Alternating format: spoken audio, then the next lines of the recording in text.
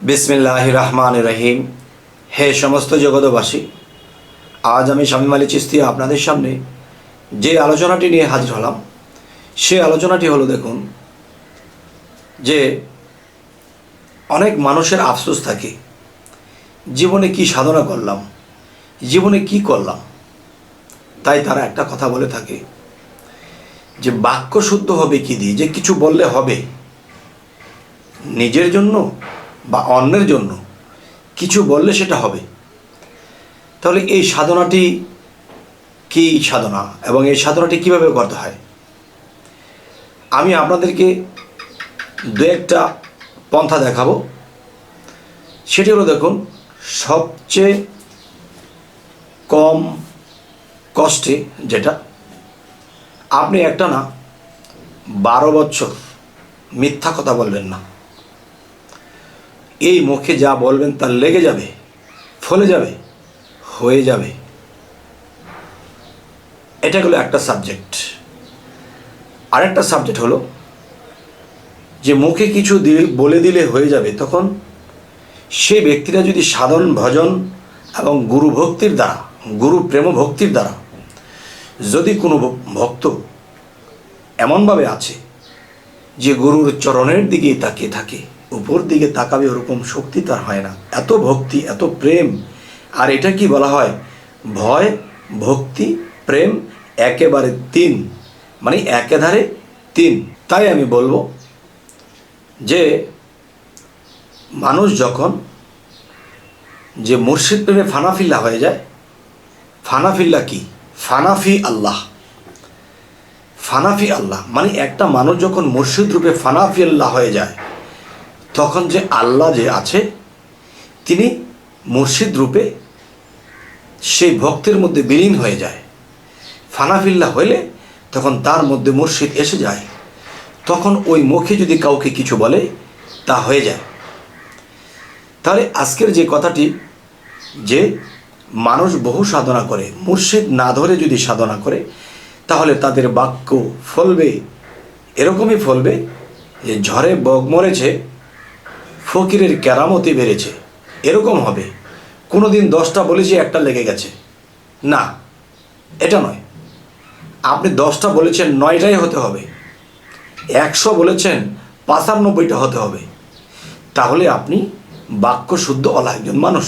তো এখন যে কথাটি বলবো, যে বাক্য শুদ্ধ হতে হলে হৃদয় শুদ্ধ হতে হবে, কল্প শুদ্ধ হতে হবে, আর প্রেমে তার চোখে পানি ঝরতে হবে। তো এরকম ফানাফিল্লা একটা লোক যদি মানুষের মাথায় হাত বুলিয়ে দিয়ে, যাও বাবা তুমি অসুস্থ আছো, ভালো হয়ে যাবে, ভালো হয়ে গেছে। তুমি অভাবগ্রস্ত আছো, মাথায় হাত বুলিয়ে দিয়েছে, অভাব গুছিয়ে গেছে। যদি কাউকে সুদৃষ্টিতে কিছু বলে দেয়, বাস সেটা হয়ে যায়। কেন? যে খালাকাল ইনসানি আদম আলী সুরাতিহি, আল্লাহ আদম রূপে নবী রাসূলদের মধ্যে ছিল, এখন আদম রূপে কামেল মুর্শিদের মধ্যে আছে। দেখবেন যারা মুর্শিদ ধরেছেন, বিশ্বাস করেছেন, তারা ধ্যান করতে গেলে মুর্শিদের সুরতটা সহজে আসতে চায় না।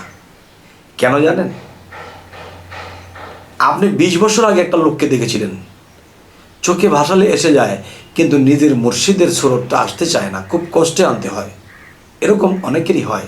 কেন? কারণ যে বিশ্বাস ভক্তি নিয়েছে, ইনি আমার মুর্শিদ, যিনি মুর্শিদ তিনি তো রাসূল, তিনি তো খোদা, আর খোদা থেকে তিনি নয় জোদা।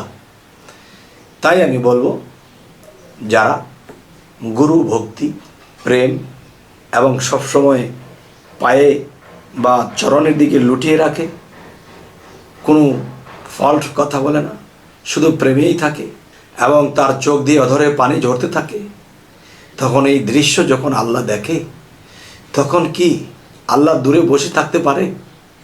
আল্লাহ তখন সেই ভক্তের মধ্যে বিলীন হয়ে যায়। আর বিলীন হয়ে যদি মুখে কিছু বলে দেয়, তা হয়ে যায়। এই ফাঁকে কি হচ্ছে?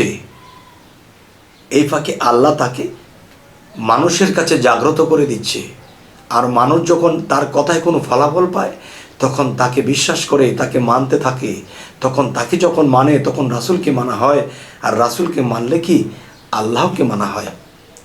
তাই বলা হয়, আমি করব খোদার কাজ, খোদাই করবে আমার কাজ, বাস এই কথাটাই বুঝতে হবে। কিরকম? আমি আল্লাহর প্রেম ভক্তিতে ডুবে আছি, আর আল্লাহ আমাকে জাগ্রত করছে। কিরকম? সমস্ত মানুষের মধ্যে আমাকে তুলে ধরছে, যে আমাকে দিয়ে কিছু বলিয়ে দেয় তা ফলে যায়, আমাকে দিয়ে কারো মাথায় হাত ছুঁয়ে দেয়, হয়ে যায়। বাহ, করছে সে কে? আল্লাহ। নাম হচ্ছে কার? তার। তাহলে তার মধ্য করে আল্লাহ প্রকাশ হচ্ছে মানুষের মধ্যে। তাই আমি বলবো, হে সমস্ত জগতবাসী, যে মুখে যা বলবেন তা ফলবে, এটা কি সোজা কথা বাবা? অনেক কঠিন। সেটা কঠিনটা কি? যে আমার মুর্শিদকে, আমার আল্লাহকে, আমার গাউসুল আজমকে যদি আমি হৃদয়ে বর্ষণ করতে পারি, আমার হৃদয়ে বসাইতে পারি, তখন আমার হৃদয়ে বসে তিনি তো আমার মুখ দিয়ে কথা বলবে। তাই বলবো, হে সমস্ত জগতবাসী, কেউ যদি চান যে না, আল্লাহর কাছে আমি কিছুই চাবো না, বাক্য সত্যি হবে তাও চাবো না, দুনিয়ার সম্পদ তাও চাবো না, জান্নাত তাও চাবো না, আমাকে তুমি আরো বড় করে দাও তাও চাবো না, কি চাবো? হে গাউসুল আজম। গাউসুল আজম শব্দের অর্থ কি? মহাসাহায্যকারী। আর মহাসাহায্যকারী কে? আল্লাহ নিজে। তো এবার আসবো, আমরা এটাই সাহায্য প্রার্থনা করব যে হে আল্লাহ, হে মুর্শিদ, হে রাসূল, আপনাকে পেলেই আমাদের আর কিছু পাওয়ার নেই। তবে হ্যাঁ, আল্লাহ কি বলেছে? তোমরা আমার কাছে ধন সম্পদ অনেক কিছু আছে, তোমরা চেয়ে নাও, কিন্তু আমাকে চাইলে অনেক কষ্ট সইতে হবে। কারণ এই পৃথিবীতে যারা আল্লাহর পাগল হয়ে গেছে, শুধু আল্লাহকেই চায়, তাদের বিন্দনের কাপড়টাও নেই, উলঙ্গ করে ছেড়ে দিয়েছে। কেন? কারণ যারা আল্লাহর ধন চেয়েছে, নামাজ রোজা করতেছে, আল্লাহর কাছে জান্নাত চাচ্ছে, তখন তাদেরকে আল্লাহ সুখ স্বাচ্ছন্দ্য দিচ্ছে, টাকা পয়সা দিচ্ছে। দেখবেন অতিরিক্ত নামাজি ব্যক্তি, ইমাম সাহেব, মাওলানা সাহেব, এরপরে অতিরিক্ত এই নামাজকারী মুসল্লি যারা, এরা অর্থনীতিটা ভালো থাকে। কেন? যেমন হাদিস শরীফে আসছে যে নামাজ বেহেশতের চাবি। নামাজ বেহেশতের চাবি কেন? আপনাকে দুনিয়াতে সুখ স্বাচ্ছন্দ্য দিচ্ছে, আর পাগল ফকির তার শরীরের কাপড়টা পর্যন্ত কেড়ে নিচ্ছে। কেন? যে তাকে পাবলিকের কথার যন্ত্রণা দিচ্ছে, ভণ্ড, এটা সেটা, পাগল ছাগল, আর সে হাসছে যে তারা আমার পাপ নিয়ে যাচ্ছে। এত কষ্ট দেয় মানুষের, খাওয়ায় কষ্ট, ওঠায় কষ্ট, বসায় কষ্ট, যন্ত্রণা দিচ্ছে, তবুও কিন্তু সে আল্লাহকে ছাড়া আর কিচ্ছু নাহি চাচ্ছে। শেষের জীবনে সে কি পাচ্ছে?